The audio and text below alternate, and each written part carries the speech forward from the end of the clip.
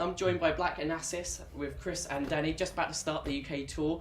How you guys feeling? You guys nervous at all? You excited? Both, yeah. Both? Nervous and excited. More excited though, you know. Yeah. How do you guys kind of get yourself to a ground level to prepare for a gig? I think just, yeah, like we were talking about, weren't we? You know, Yeah. the balance, innit? You got to get excited enough, but you got to be focused enough that you don't wind up doing something, you know, ridiculously stupid. You know, it's going to get you sued or like, you know. Have you done anything ridiculously stupid that maybe got you nearly sued? Nah. You just that's what about the focus comes in, just enough. Yeah. Just enough to get through and keep it good. You know? What do you do exactly? Do you meditate? Do you grind some balls? What do you do? Sort of, yeah, kind of type of meditation, and it's just in your own head, you know. But no ball grinding or like, you know, any like chanting or anything like that. Just focus, innit? Keep sharp, you know. Yeah, and Black Onassis is a really strange name. How did you guys come up with that? It just came out of nowhere. Like, I think the hardest thing is with any band is not writing songs or touring or doing anything. It's coming up with a name, and when you think too long and hard about it, that's when the crap names always come out. Yeah. So this one just came to us one day, like I say, I was just drinking tea and I just thought the two words together just sounded good, and I thought, you know, Black Onassis. And any particular type of tea that caused this brainwave? Just straightforward English straightforward breakfast. builders. Yeah. Milk, 2 sugars. Yeah, no sugar, but no fancy stuff. You can't have sugar. Can't have sugar. Why? What happens if you have sugar? Just don't have sugar. Oh, you're just anti-sugar. No, we talked about it today, didn't we? Yeah, we did. Best way to drink it. Yeah, because damn it, the tannins are fucking your teeth up anyway. Do you get what I mean? So. I totally agree. I'm a tea man myself. I would not argue with that. Now, the sound of your band is a bit difficult to define. It's a bit dark, but it features electronic sound. How would you best describe it? Or is it just simply dark electronic? It is that. It's eclectic. I think because of the nature of, like, you know, with the collaborations, the vocals add a very different feel to each track. And one of the reasons why it works so well, I think, with the different vocalists was being able to move around, you know, genres and stuff. And, you know, don't ever think to try lock down one genre when writing. Do you get what I mean? So, yeah. You know, I think it's an eclectic sound of things, but it is very electronically driven because that's where a lot of the passion is, you know, where our passions are, you know, music and stuff. You know. And you use some quite old school equipment, don't you? You experiment with some equipment from the 80s?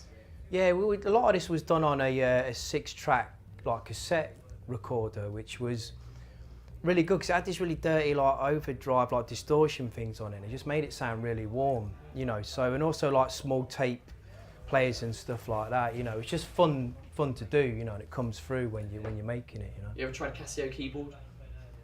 No. You remember the little ones from the 80s? Yeah, like the SK1, the old sampling ones and stuff. Yeah. One day though, you know. I'll pay you if you use that. I used to love them. Really, if you send me one, you know, I'll use it, man. Yeah. That's a deal. Sorted then. Now, a main draw of a lot of bands is they have a front man and they're kind of out there, they're being a bit wild, doing a few stunts. You guys don't really have a front man. So how do you guys kind of get around that?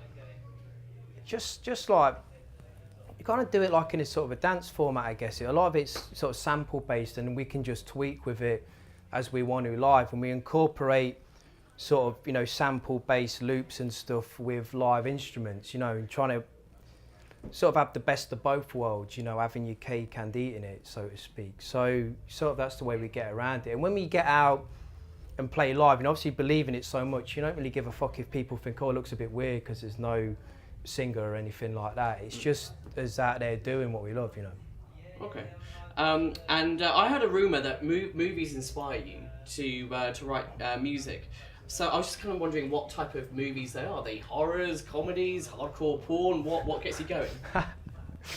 Anything really. Like, I mean, you know, as a kid in the 80s growing up, I mean, you had things like, you know, John Williams was such a big thing, you know, all these kind of films. And then, you know, as growing up a little bit, you had, you know, sort of Danny Elfman and stuff like that. And then, you know, modern times and going back a little bit, you know, Cliff Martinez and stuff like that. So watching so much TV and movies and stuff like that, it's only natural it's going to seep into you and become a part of the way you write, you know. So you almost, like, when you're writing things, you almost imagine you're writing for a certain scenario in your head, you know, that could be a movie or a program, you know.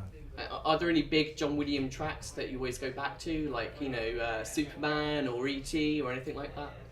Any of them. I mean, I always like Return of the Jedi myself, because it was, you know, he just used these amazing, obviously his strings and everything are just amazing, and he's sort of haunting weird choirs, I mean, at the end, seeing when they're fighting and stuff, you know. How does that track go? I can't remember how that track goes.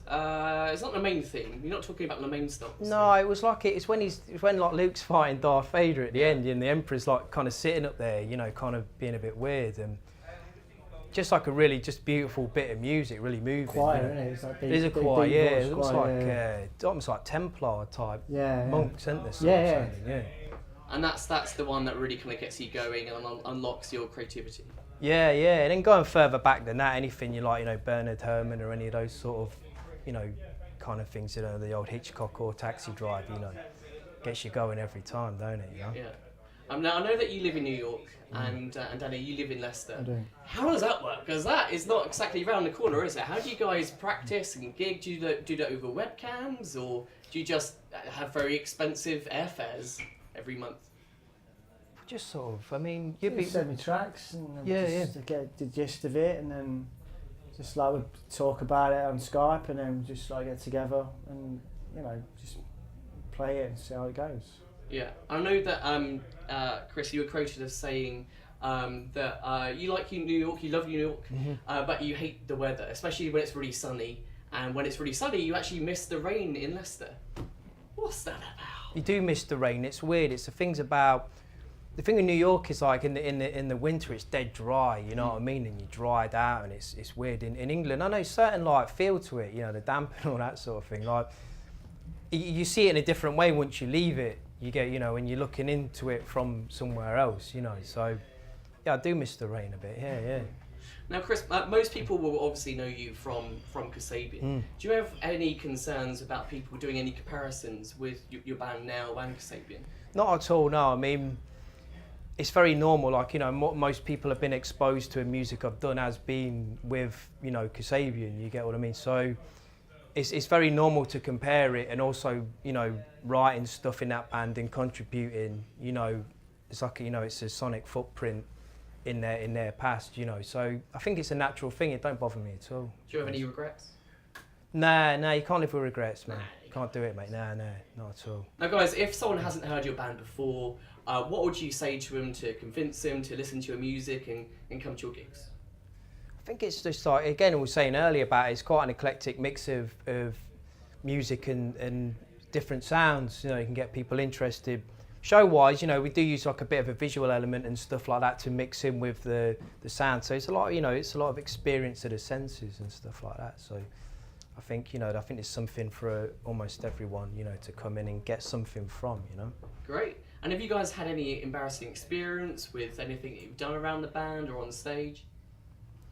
Not really. I mean, loads of things, loads of mistakes happen on stage, but you know, if you make it look like you know what you're doing, You just cover it over. yeah. If you like trip on a lead or something, if you do like a bit of a shimmy afterwards or something, or like, you know, make out like, you know, I was trying to do that. Yeah, that was really a dance move. Yeah, Me falling over my own equipment. Yeah, exactly. Yeah. Yeah. So yeah, you try kind of cover those, try kind of cement over that, you know. Cool. Well, guys, thanks a lot for your time and good luck with the tour. Thank you Cheers, so thank much. you. Thank you. Cheers. Hello, I'm Chris. I'm done it. We're from Black Onassis. Make sure you check us out.